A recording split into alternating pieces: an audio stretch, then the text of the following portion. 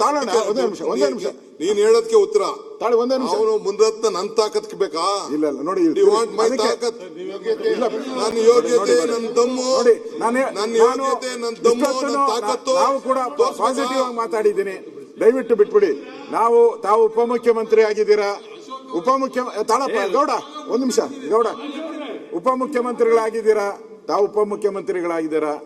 ಒಳ್ಳೆ ನಿಮ್ಗೆ ನಾಳೆ ಒಳ್ಳೆ ಪತ್ರಿಕೆಯಲ್ಲೂ ಬರ್ಬೇಕಲ್ಲ, ಬರೀ ಇದೇ ಬರ್ಬೇಕಾ ಪತ್ರಿಕೆಯಲ್ಲಿ? ಯೋಚನೆ ಮಾಡಿ, ನೀವು ಯೋಚನೆ ಮಾಡಿ. ಇಷ್ಟೆಲ್ಲ ನೀವು ಓದ್ಕೊಂಡು ಬಂದು ನಮ್ ಸುನೀಲ್ ಆಚೆ ಬಂದು ಹೇಳ್ದ. ಒಂದೇ ನಿಮಿಷ ತಾಳಪ್ಪ. ಸುನೀಲ್ ಬಂದು ಆಚೆ ಎಲ್ಲಿದಾರಪ್ಪ, ಬರ್ತಾರ ಇಲ್ಲ ಕೇಳಿ ಡೆಪ್ಟಿ ಸಿಎಂ. ಅಯ್ಯೋ ಯಾರು ಹೋದ್ರು ಹೋಗು ಇವತ್ತು ನಾನು ಉತ್ತರ ಕೊಡ್ಬೇಕು ಅಂತ ರೆಡಿ ಆಗ್ತಾ ಇದ್ದಾರೆ ಅಂತ ಹೇಳಿದ್ರು. ನಾವು ಒಳ್ಳೆ ಉತ್ತರ ಬಯಸಿದ್ರಿ. ಆ ತರ ಬೆಂಗಳೂರಿಗೆ ಒಂದು ವಿಷನ್ ಕೊಟ್ಟಿದ್ದಾರೆ. ಇಲ್ಲಿ ಇದ್ಯಾವುದೋ ಒಂದು ವಿಚಾರಕ್ಕೋಸ್ಕರ ಇದಾಗದ್ ಬೇಡ. ದಯವಿಟ್ಟು ನಾನು ತಮ್ಮಲ್ಲಿ ವಿನಂತಿ ಮಾಡ್ತೀನಿ ಅಧ್ಯಕ್ಷರೇ, ಇದನ್ನ ಇಲ್ಲಿಗೆ ಕ್ಲೋಸ್ ಮಾಡಿ. ಅವ್ರದ್ದೇನ ಮನವಿ ಇದ್ರೆ ತಾವ್ ಯಾರನ್ನ ಕರೆಸಿ ಸಂಬಂಧಪಟ್ಟವ್ರನ್ನ ಅವ್ರಿಗೆ ಹೇಳಿ ಅಷ್ಟೇ. ಇಲ್ಲಿಗೆ ಮುಗಿಸಿ.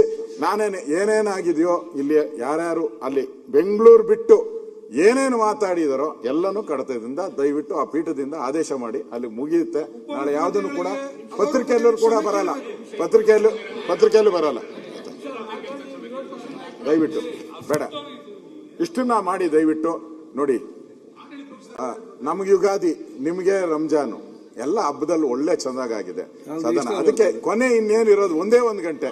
1 ಗಂಟೆಯಲ್ಲಿ ಅದೇನೋ ಹೇಳ್ತಾರಲ್ಲ, ಹಂಗಾಗದ್ ಬೇಡ. ಅದೇನೋ ಎಲ್ಲ ಜೀವನ ಪೂರ್ತಿ ಅದ್ಯಾರೋ ಇದ್ರಂತೆ